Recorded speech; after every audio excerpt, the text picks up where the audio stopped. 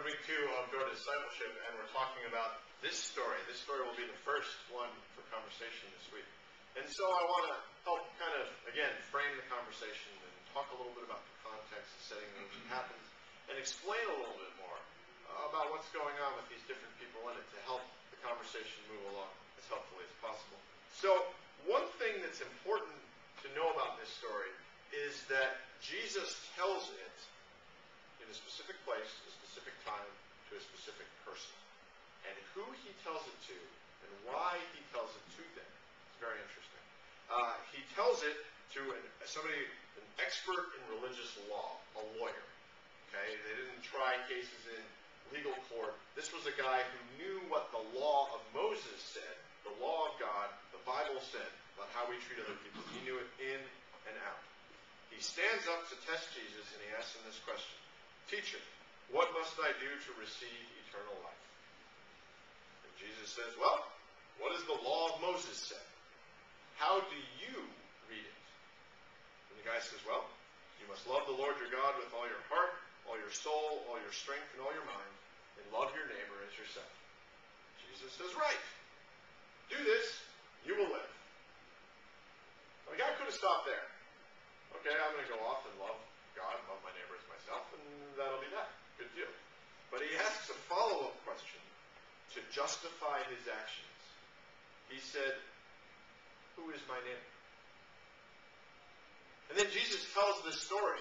And after the story is over, Jesus says to the man, which of these three would you say was a neighbor to the man who was attacked by bandits? And the guy says, well, the one who showed him mercy. And Jesus says, go now and do the same. And it's very, very interesting that's kind of how it happens. Because this guy, when he asks the question, who is my neighbor, he's not really asking who is my neighbor. He's asking, who is not my neighbor? He's asking, who can I get out of helping? Who do I not have to worry about? Who can I just dismiss? Which is exactly what that woman in the car behind me was doing. She found a reason to not help anymore. And this lawyer is looking for a technicality, a reason to limit the number of people that he has to care for, to limit what he has to do. He's trying to find a way out of it. And Jesus' answer is absolutely devastating because of what he has to say about that. So, and this is why. The reason why is because we start with a Jewish man traveling on the road from Jerusalem to Jericho. This was, as I said in the meditation, a dangerous road. And I remember when I came home that night to my 3 roommates and one of their girlfriends who was hanging out at the house. When I came home from work that night, and I told them what had happened, they said, where? And I told them where. It was on this bad part of town. And I could see them kind of relax a little bit. And I could see that if it had been on campus 3 doors down from us, it would have been a whole different issue. Because people don't get stabbed on the Syracuse University campus. But in the bad part of town, well, it happens. You know? I mean, it happens all the time, right? And if you're going to live there, well, you know, that's just part of the risk, right? One more reason to not care. And I could see that happen. But, you know, they don't. And the first 2 that come through, they don't. The Jewish priest and the temple assistant do not help. What I found so fascinating is the way that what it meant to be a temple assistant and what it meant to be a Jewish priest. Because they're kind of the same. I mean, one of them's sort of like ordained and a little bit more of a muckydoum. It's just more of a lay person who helps them. But the deal is that those folks had really strict rules about purity. Okay, if you were going to be in the temple, if you were going to be doing work there, you had to not just be clean, shave, shower, clean out your dirt on your toenails, that sort of thing. But there were elaborate, lengthy rituals involved. Okay, you had to go through a long, extensive process of not just washing, but doing it the right way so that you were ritually clean. And if you stop and you got somebody's blood on you, blood is unclean. The night that I came home, after that, I had this woman's blood on my hands.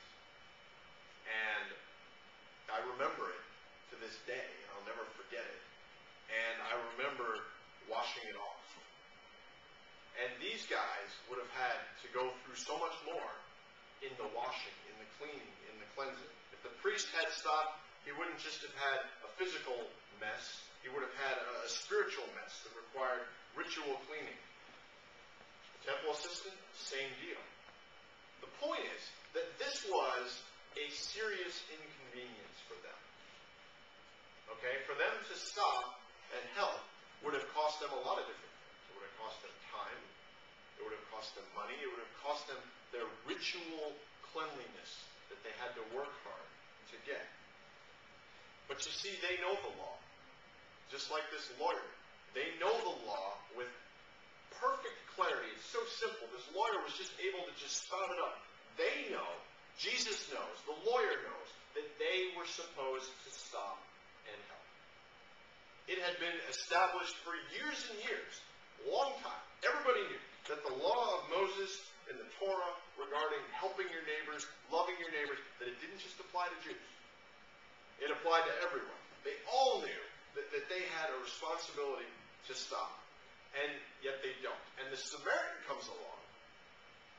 And he and Jews, Samaritans and Jews, they hated each other. It's always amazing to me how we save special places in our heart to dislike and hate the people that are this close to us, but not. You know, we're part of the ELCA, Evangelical Lutheran Church in America. You put us in a room with Buddhists, we're fine. Hindus, we get along great. But you put a different kind of Lutheran in the room, and it's like, you know, the claws come out. It's bizarre.